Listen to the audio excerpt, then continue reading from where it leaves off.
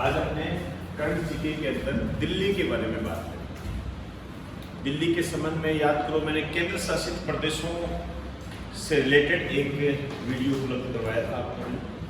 उसके अंदर आप ध्यान से देखना और उसको इस चैप्टर से जोड़कर देखें। दिल्ली में जो एलजी है और मुख्यमंत्री है, इसके बीच में आप देखो तनातनी चलती रहती है। उसी तनातनी को आधार बनाकर हम बात करेंगे। और हेडिंग डाल दीजिए दिल्ली।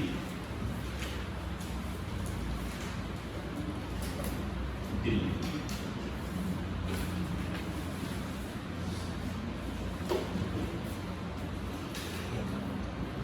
उस लेक्चर में मैंने आपको एक संशोधन बताया था, याद करो, बताया था ना? 69वां संविधान संशोधन।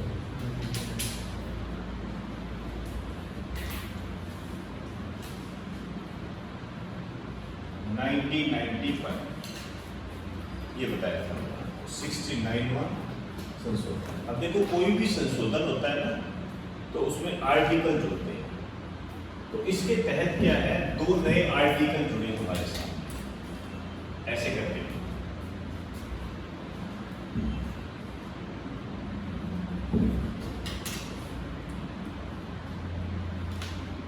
2 आर्टिकल नए हैं। ये आर्टिकल दोनों इंपॉर्टेंट है। एक तो है आर्टिकल 239AA और एक है आर्टिकल 239AB।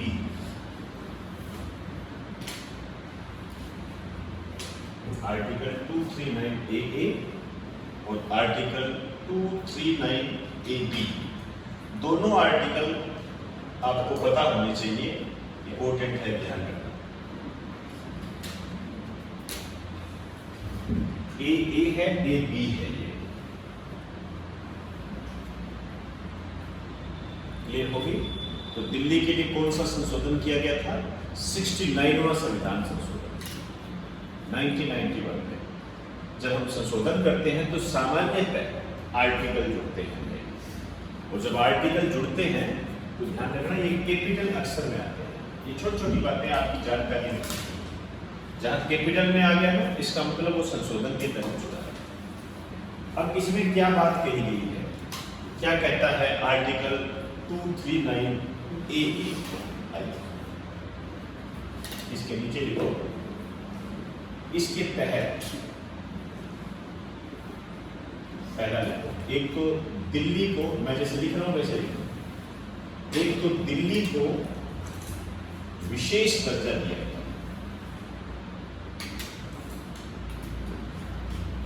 दिल्ली को विशेष दर्जा दिया गया। इसके अलावा दिल्ली को राष्ट्रीय राजधानी क्षेत्र घोषित किया गया। दिल्ली को राष्ट्रीय राजधानी क्षेत्र घोषित किया गया, विशेष दर्जा दिया गया। और राष्ट्रीय राजधानी क्षेत्र मतलब NCR, नेशनल कैपिटल रीजन, ये घोषित किया गया। अब आपसे क्वेश्चन बन जाता है कि निम्न में से किस आर्टिकल के तहत दिल्ली को विशेष दर्जा दिया गया है? निम्न में से किस आर्टिकल के तहत दिल्ली को राष्ट्रीय राजधानी क्षेत्र में घोषित किया गया? 239AA ऐसे बनता है। और इसके अलावा ये बात कही गई कि दिल्ली का जो प्रशासक होगा वो लेफ्टिनेंट गवर्नर होगा। ऐसे लिखिए LG। ये जो LG है, दिल्ली का प्रशासक होगा, लेफ्टिनेंट गवर्नर बोलते हैं इसको। हिंदी में आप कह सकते हो उपराज्यपाल। दिल्ली के प्रशासक के रूप में LG को नियुक्त किया जाएगा, लेफ्टिनेंट गवर्नर।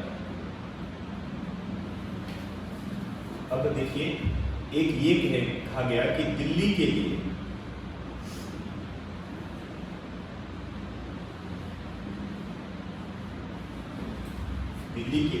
जो कार्यपालिका होगी वो कैसी होगी? कार्यपालिका को इंग्लिश में बोलते हैं एग्जीक्यूटिव।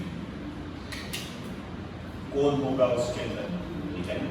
एक तरीके से जब हम बोलते हैं कि मंत्री परिषद ही कार्यपालिका है, लेकिन उसको थोड़ा विस्तारित करके बताऊंगा। विधायिका में कौन होगा? विधायिका, वैसे विधायिका को लेजिस्लेटर बोलते हैं, इंग्लिश के अंदर को लिखना चाहिए तो। एक न्यायपालिका का क्या सिस्टम रहेगा? जुडिशरी।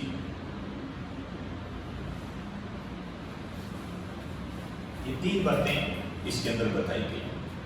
तो इन्होंने कहा कि जो न्यायपालिका है उसके लिए तो दिल्ली में हम एक हाई कोर्ट बनाएंगे। तो आप जानते हो दिल्ली में इसका खुद का अपना एक हाई कोर्ट है, दिल्ली हाई कोर्ट। केंद्र शासित प्रदेश है लेकिन इसका अपना खुद का हाई कोर्ट है। और विधायिका में क्या है आप जानते हो? विधायिका क्या होती है? ऐसे समझो, साधारण भाषा में कह रहा हूं, विधायिका विधायक। विधायक किसमें बैठते हैं? एमएलए किसमें बैठते हैं? विधानसभा में। तो विधायक जिसमें बैठते हैं उसे विधायिका कहते हैं, ऐसे समझिए। तो इसका मतलब दिल्ली में विधानसभा होगी और है भी। अरविंद केजरीवाल जी मुख्यमंत्री हैं। एग्जीक्यूटिव कार्यपालिका, एग्जीक्यूटिव क्या होगा, कार्यपालिका क्या होगी? देखो वैसे तो आप किताबों में कई बार पढ़ते भी होंगे कि मंत्री परिषद को मंत्री परिषद ही कार्यपालिका होती है। कई किताबों में ये बातें लिखी होती है, गलत नहीं है वो, लेकिन मैं यहाँ पूरा बता रहा हूँ कि कार्यपालिका में कौन होगा?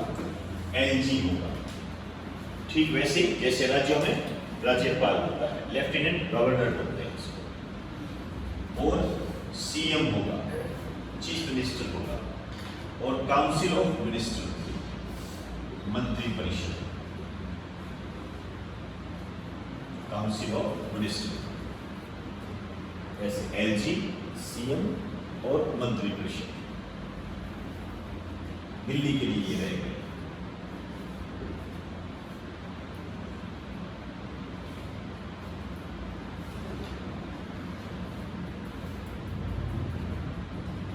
चले, ये भी आर्टिकल आया हुआ है और एक अपवाद के रूप में आप इसको एक बेहतरीन क्वेश्चन की श्रेणी में शामिल कर सकते हो। क्या कहता है इसमें? लिखिए,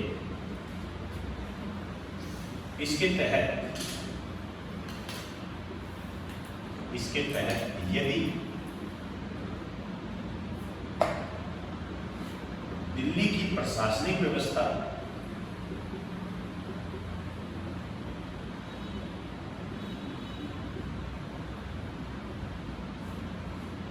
संविधान के अनुरूप नहीं चल रही होती, कॉन्स्टिट्यूशन के अकॉर्डिंग नहीं होती है, या आप ये कह सकते हो सरकार नहीं चल रही,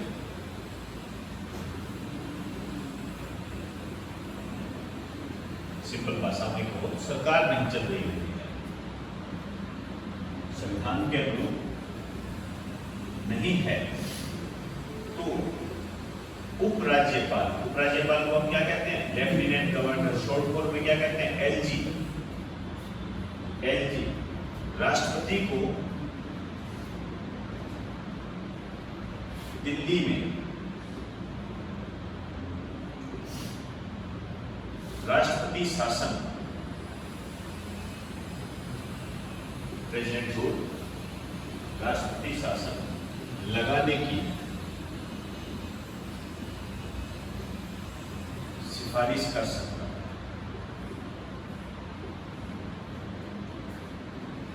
राष्ट्रपति शासन लगाने की सिफारिश कर सकता है।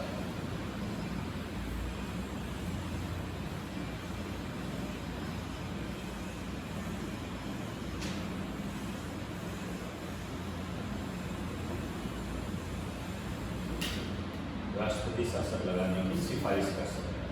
बहुत ही बेहतरीन क्वेश्चन बनने जा रहा है, क्वेश्चन पर गौर करें। अब आप देखिए, इसमें तो हमने तीन बातें की।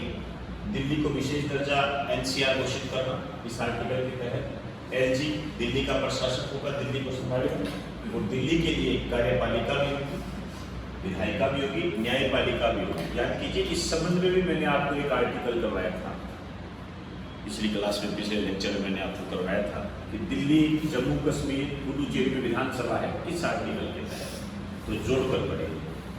तो आप देखिए, इसके तहत यदि दिल्ली की प्रशासनिक व्यवस्था संविधान के अनुरूप नहीं है या दिल्ली की सरकार नहीं चल रही है, तो उपराज्यपाल राष्ट्रपति को दिल्ली में राष्ट्रपति शासन लगाने की सिफारिश कर सकता है। तो बताइए राष्ट्रपति शासन किस आर्टिकल के तहत लगता है? बहुत बार आता है 356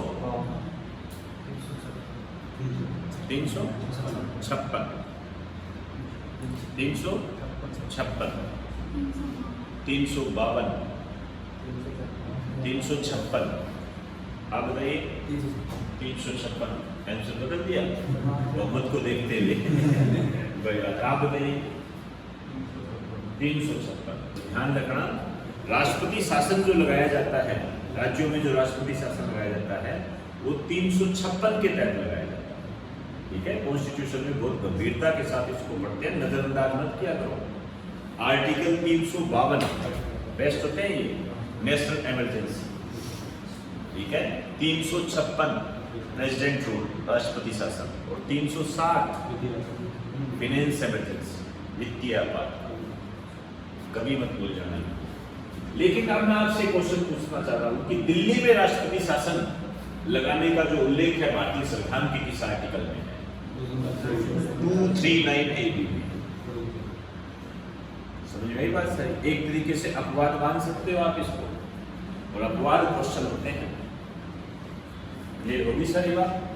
आइए अब देखिए एक अधिनियम है, मैं उसकी बात करने जा रहा हूं, दिल्ली के संबंध में ही है। इस संशोधन के तहत ही अधिनियम बना था।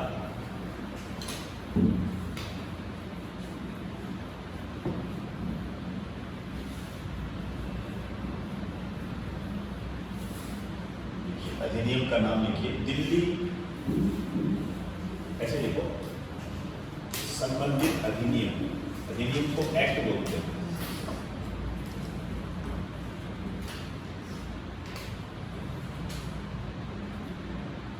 दिल्ली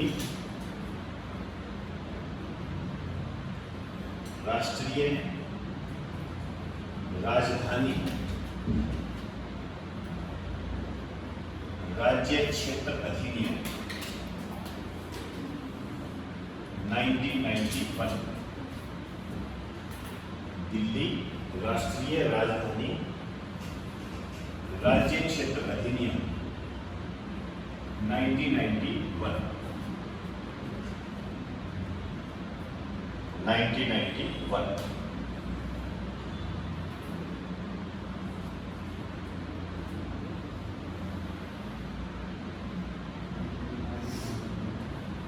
अब देखिए इसमें क्या बताया गया है। 3 बातें हम पढ़ेंगे इसके साथ। 3 बातों पर गौर करना है। एक तो दिल्ली विधानसभा की शक्तियों के बारे में बताया गया है।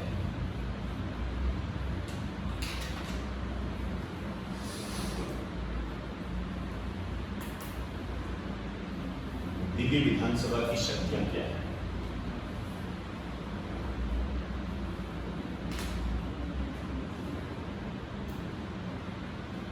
गौर से पढ़ना इसको।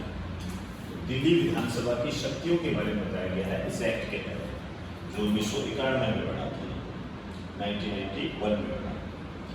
एक उपराज्यपाल जो है, लेफ्टिनेंट गवर्नर जो होता है LG, उसकी विवेकाधिकार शक्तियां क्या है उसके बारे में बताया गया है। LG की विवेकाधिकार शक्तियों के बारे में बताया गया है।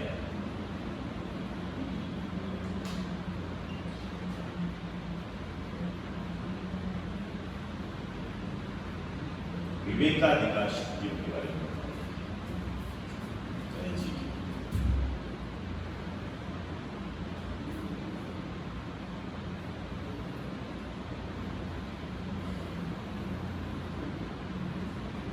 अब देखिए एक जो तीसरी बात है वो है कानून। मुख्यमंत्री उपराज्यपाल को अपने कर्तव्यों की जो जानकारी देगा उसकी रूपरेखा पर क्या रहेगी ये बताइए। तीसरा पॉइंट लिखिए, मुख्यमंत्री के द्वारा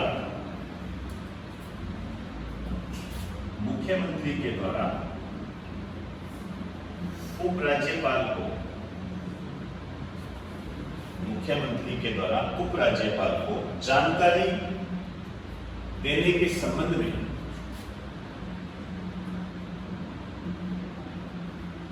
इसकी जानकारी, हम कौन से दिल्ली के लिए क्या काम कर रहे हैं, कौन से नियम लागू कर रहे हैं, जानकारी देने के संबंध में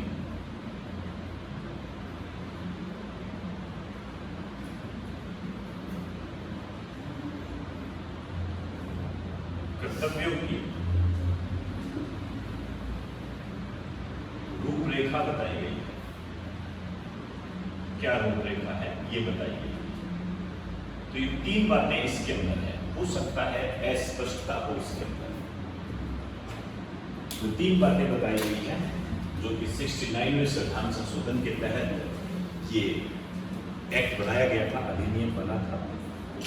विधानसभा की शक्तियां क्या होगी, एलजी की विवेकाधिकार शक्तियां क्या होगी, इसके अलावा जो हम सूचना देंगे, सीएम जो सूचना देगा एलजी को, जो उसके कर्तव्यों की रूपरेखा क्या होगी, कैसे जानकारी देगा, क्या करेगा, उसकी होगी बात सारी क्लियर।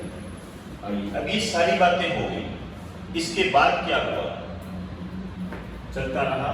एक 2018 में सुप्रीम कोर्ट ने एक डिसीजन दिया दिल्ली के समय, उस पर बात करेंगे। फिर हम 2021 से इस एक्ट का ध्यान रखना, ठीक है।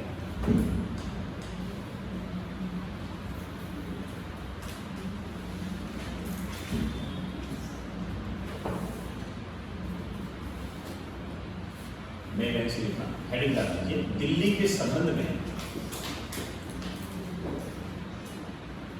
दिल्ली के संबंध में सुप्रीम कोर्ट का डिसीजन 2018, दिल्ली के संबंध में सुप्रीम कोर्ट का डिसीजन 2018। क्या कहा इसने? एक तो सुप्रीम कोर्ट ने यह कहा कि उपराज्यपाल की सहमति आवश्यक नहीं है,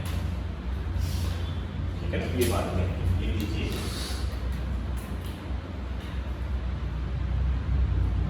उपराज्यपाल की सहमति आवश्यक नहीं है, जरूरी नहीं है। जैसे राज्यपाल की स्थिति होती है ना, वैसे तो लेफ्टिनेंट गवर्नर की सहमति आवश्यक नहीं है।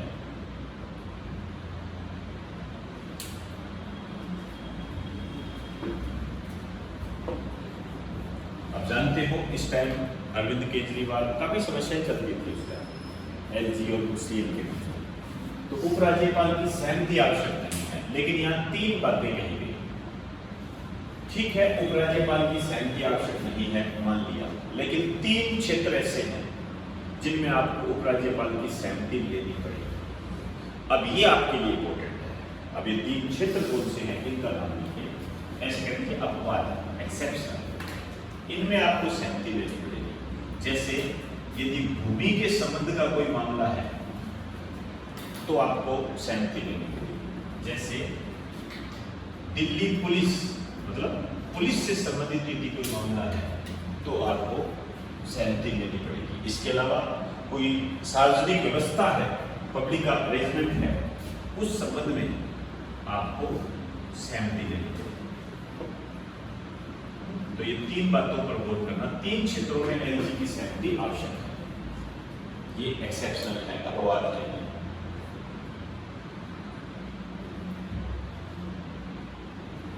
एक और बात कही इन्होंने कि मंत्रिपरिषद में कोई भी डिसीजन होता है उसकी सूचना एलजी को देनी होगी।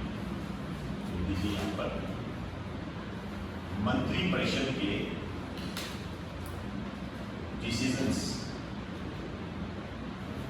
की सूचना एलजी को देनी होगी।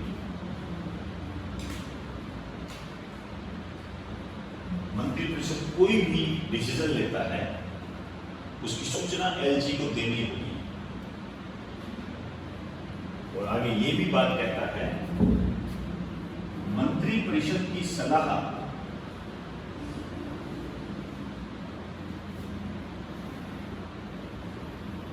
एलजी के लिए बाध्य है। ध्यान रखना, ये छोटे छोटे लाइनें हैं, इनका अर्थ समझ में आना चाहिए आपको। कभी आप के सामने जब कोई क्वेश्चन आएगा उसके साथ न्याय कर पाओगे। नहीं तो हल्की सी एक शब्द भी आप क्वेश्चन, एक शब्द आपको क्वेश्चन बंद करवा देगा। ध्यान से समझना इसको, बकायदा इसको अंडरलाइन कर दीजिए। मंत्री परिषद के डिसीजन की सूचना एलजी को देनी होगी। समझ में आई बात सर?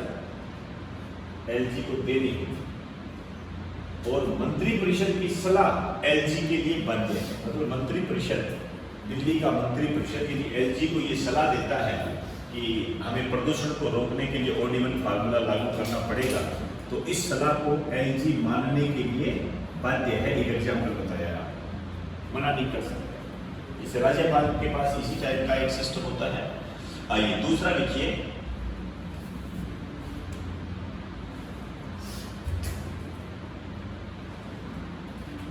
ये क्या कहता है दूसरा, देखिए इसमें दिल्ली के उपराज्यपाल की स्थिति।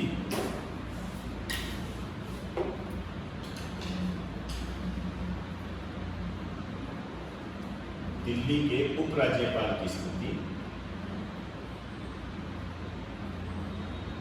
अन्य राज्यों के राज्यपाल की तरह नहीं है। राज्यपाल की तरह नहीं है, ध्यान रखना। इसने क्लियर किया कि आप ऐसा ना माने कि जैसे राज्यों में राज्यपाल होते हैं वही आपकी स्थिति है, वैसा नहीं है।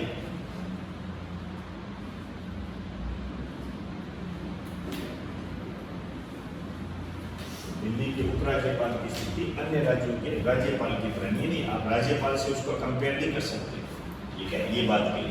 और दिल्ली की निर्वाचित सरकार से भी ये कहा कि आप भी ये ध्यान रखें, आप भी कोई राज्य नहीं हो। जैसे राजस्थान है, हरियाणा है, पंजाब है, वैसी स्थिति नहीं है आपकी भी आप राज्यों से तुलना करने लग जाओ। तो तीसरा लिख लीजिए या इसी में लिख लीजिए, दिल्ली राज्य नहीं है।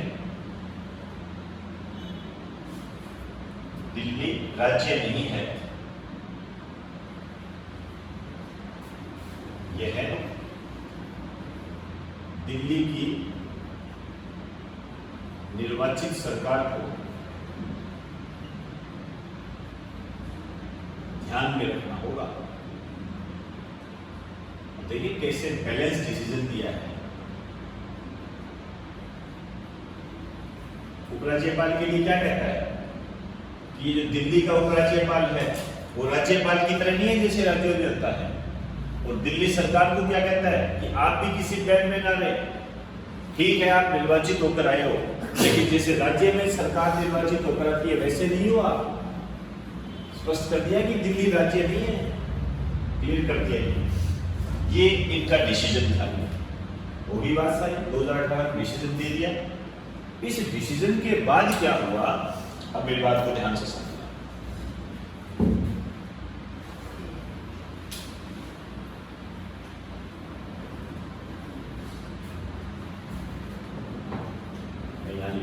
आप एक बार इस डिसीजन के बाद जैसे डिसीजन दिया क्या हुआ, जैसे दिल्ली सरकार है,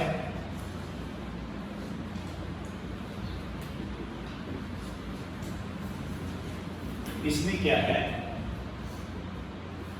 उपराज्यपाल को सूचना दे दी, सूचना क्योंकि देनी जरूरी है, सूचना दी क्योंकि देनी जरूरी है, सिंपल सी बात है। लेकिन ये जो सूचना दी, ये डिसीजन लागू होने के बाद भी, समझे, जैसे कोई डिसीजन लागू करना था वो लागू कर दिया, ठीक है, रीट की परीक्षा कल होगी, लागू हो गया, बाद में राज्यपाल को कहते हैं कि हाँ भाई कल होगी, ठीक है, ध्यान रखना, हो गया ना। अब ये समस्या पैदा हो गई, डिस्टर्बेंस हो गया भाई। आपने जब डिसीजन लागू कर दिया फिर आप उसको पूछ रहे हो, तो ये तनातनी बढ़ गई। ये मामला एक समस्या के रूप में हमारे सामने आ गया, प्रॉब्लम हो गई, जबकि ये बात कही गई है कि आप पहले उसको बताएं, ठीक है ना। लेकिन पर्टिकुलरली ये बातें क्या है, स्पष्ट नहीं है, ये स्पष्ट नहीं है। ये जो हमने अभी किया था ना, वो एक्ट किया था, उसमें स्पष्टता नहीं है। तो अभी फिर इस समस्या का जो निवारण है किया गया, और इस समस्या का निवारण एक एक्ट के तहत किया गया और स्पष्टता की गई कि क्या नियम है। अब ये जो समस्या है, इस समस्या का सॉल्यूशन क्या है? इस समस्या का सॉल्यूशन ये है, दिल्ली राष्ट्रीय राजधानी राज्य क्षेत्र संशोधन अमेंडमेंट अधिनियम 2021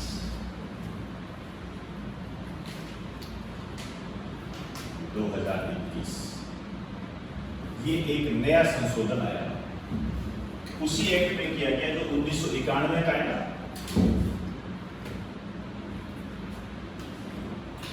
और ये जो लागू हुआ था, ये लागू हुआ 28 अप्रैल 2021 को।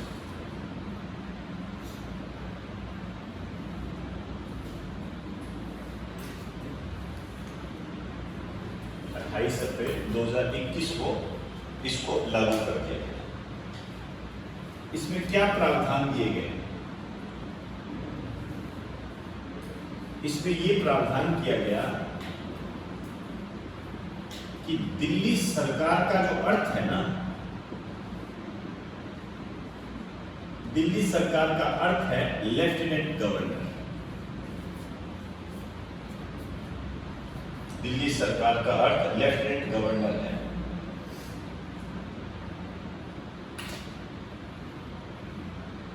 और दूसरी क्या बात कही? दिल्ली सरकार को किसी कार्यकारी फैसले के लिए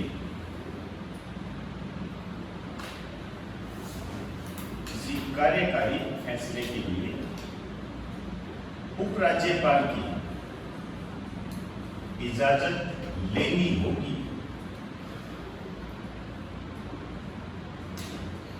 इजाजत लेनी होगी। अब इजाजत लेने का मतलब ये नहीं आपको इजाजत लेनी पड़ेगी, वो सारे वही नियम है। बाध्यता फिर भी रहेगी कि एलजी को मंत्री परिषद की सलाह माननी ही पड़ेगी, बाध्यता वही है।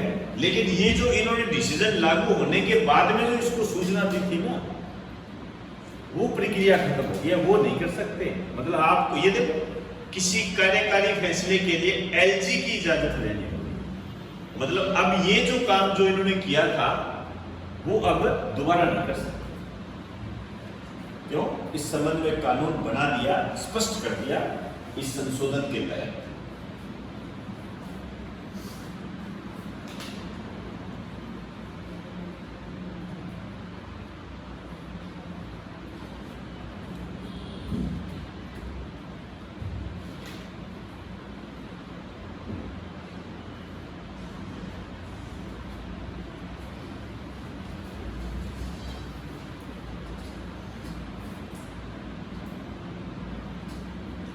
आई बात समझ में?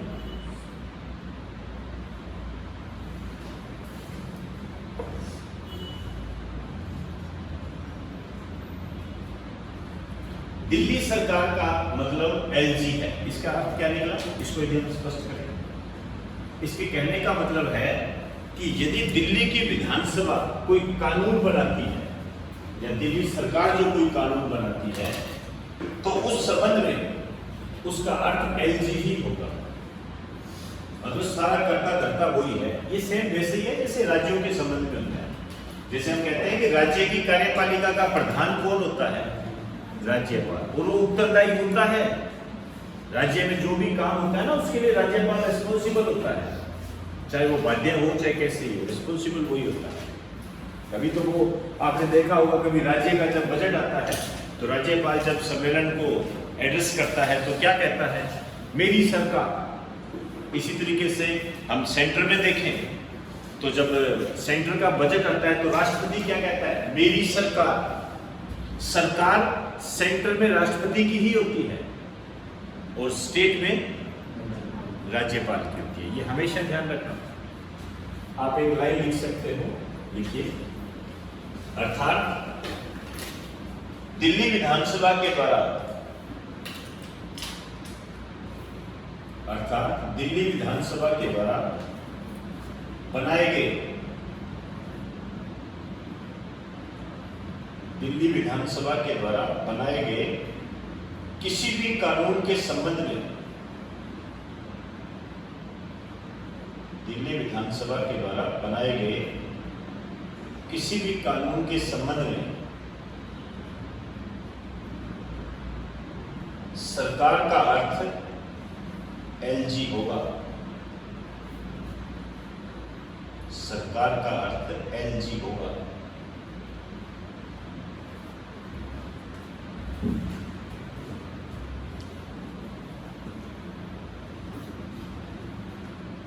ठीक, ये एक चैप्टर कंप्लीट हो गया। मैंने आज तक इसको जोड़ दिया।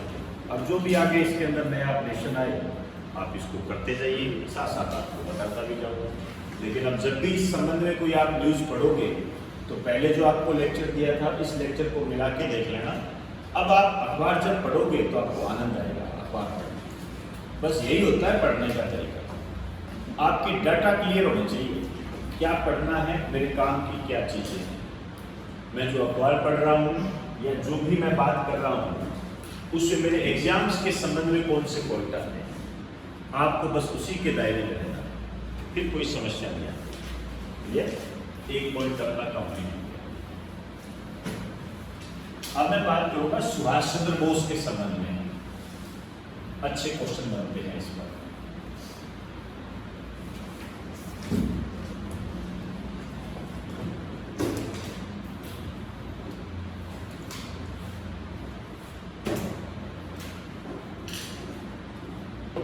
सुभाष चंद्र बोस की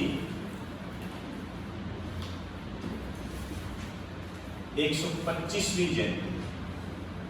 मैंने आपको पहले ही कई बार कहा है, जब भी ये राउंड फिगर पे पूरा होगा 25, 50, 75, 100, 125, 150, 175, 200, जब भी हो वो क्वेश्चन होता है, वहां से क्वेश्चन उठकर आता है। और ये जरूर आएगा आपके एग्जाम में क्वेश्चन, ध्यान रखना। जब कोई किंतु परंतु ही नहीं।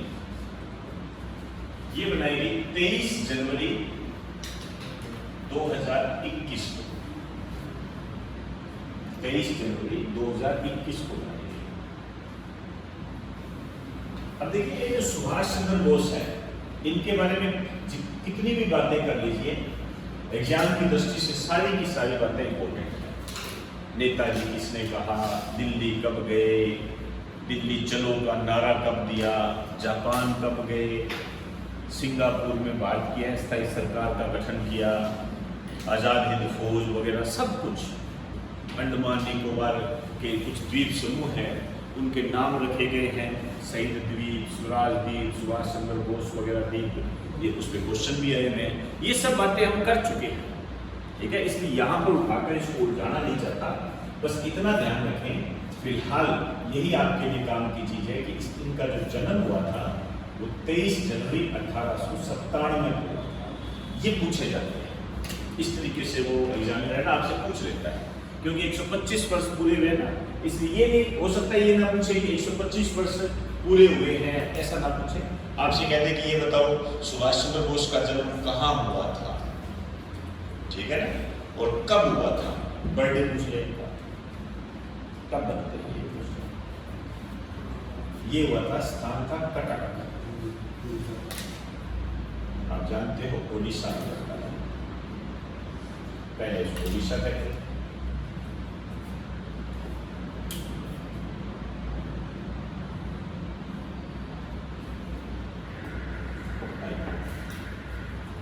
दो बातें ध्यान रखें, 125वीं है पीएम नरेंद्र मोदी द्वारा घोषणा। क्या बात है इस उपलक्ष्य में, क्या बातें हैं? एक तो ये हुआ कि जो 23 जनवरी है इसको पराक्रम दिवस के रूप में मनाया जाए, ये जरूर आएगा क्वेश्चन का, पराक्रम दिवस के रूप में मनाया जाएगा। एक सुभाष मेमोरियल संग्रहालय का कलकत्ता में उद्घाटन हुआ।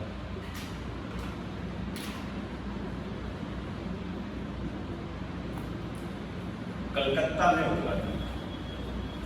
आपसे पूछा जा सकता है कि सुभाष मेमोरियल संग्रहालय कहाँ है? कई लोग उड़ीसा में ले जाएंगे इसको।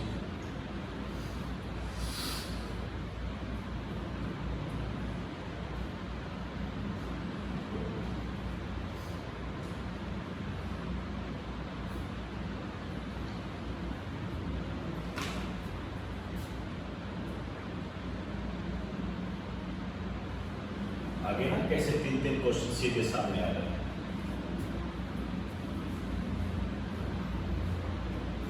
अब और जोड़ूंगा इससे मैं, मतलब एग्जाम की दृष्टि से कैसे बात की जाती है उसको भी आप समझा दो। बढ़ाने को कितना ही बढ़ा दो, नेताजी किसने कहा, जापान कब गए, कितना ही बढ़ा दीजिए, सीमा थोड़ी है।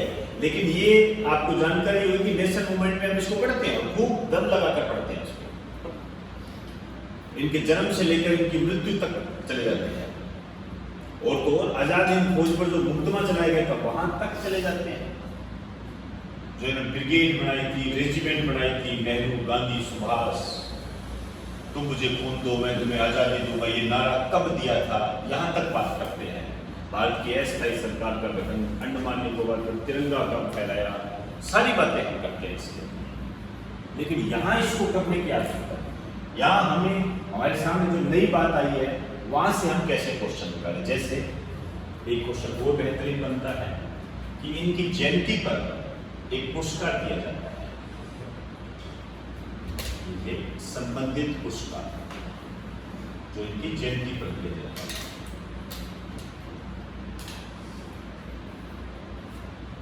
ये है सुभाष चंद्र बोस आपदा प्रबंधन।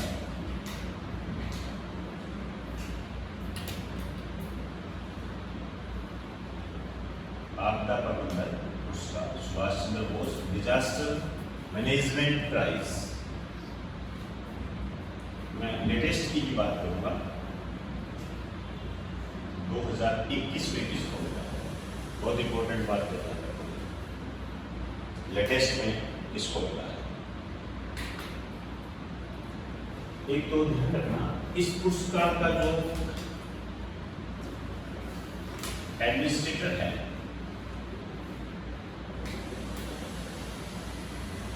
मतलब एडमिनिस्ट्रेट कौन करता है इसको, प्रबंधित कौन करता है, ये करता है एनडीएमए। इसके बारे में भी कई बार आपको बता चुका हूं। एनडीएमए फिलहाल इतना ही लिख दीजिए, नेशनल डिजास्टर मैनेजमेंट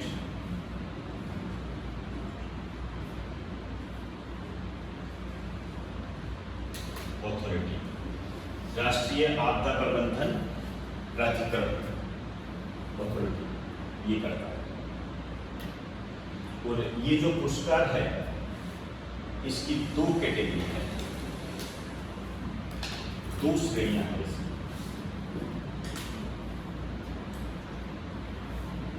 दो कैटेगरी में दिया जाता है। एक तो है व्यक्तिगत श्रेणी, इंडिविजुअल कैटेगरी, इंग्लिश में लिखना चाहो इंडिविजुअल कैटेगरी। इस इंडिविजुअल कैटेगरी में जो राशि मिलती है 5 लाख रुपए मिलती है। और एक है संस्थागत श्रेणी, इंस्टीट्यूशनल कैटेगरी। इंस्टीट्यूशनल कैटेगरी किसी संस्था को मिलता है। इसके लिए जो राशि दी जाती है 51 लाख, 51 लाख राशि दी जाती है। व्यक्तिगत श्रेणी में जो ये पुरस्कार मिला है और संस्थागत श्रेणी में जो पुरस्कार मिला है, संस्थागत में तो ये पुरस्कार मिला है सीड्स को। सीड्स नामक एक संस्था है, आपके ऑप्शन में सीड्स ही आएगा और वैसे इसका पूरा नाम देखो तो ये है सतत पर्यावरण व पारिस्थितिकी विकास सोसाइटी।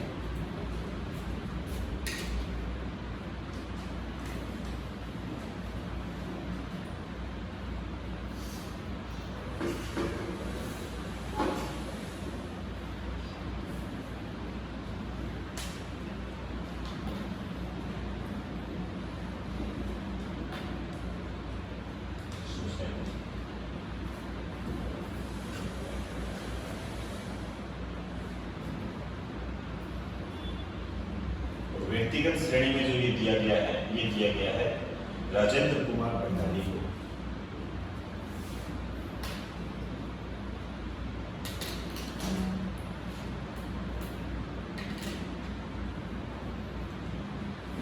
राजेंद्र कुमार भंडारी को दिया गया है। तो काफी बेहतरीन बातें आज अपन ने इस लेक्चर में पढ़ी है। या आपकी सभी प्रकार की जो एग्जाम है, पटवारी है, आरएएस है, इनमें आप देखना, नोट करना, काफ़ी महत्वपूर्ण भूमिका निभाएंगे। तो आज के लेक्चर में हम इतना ही।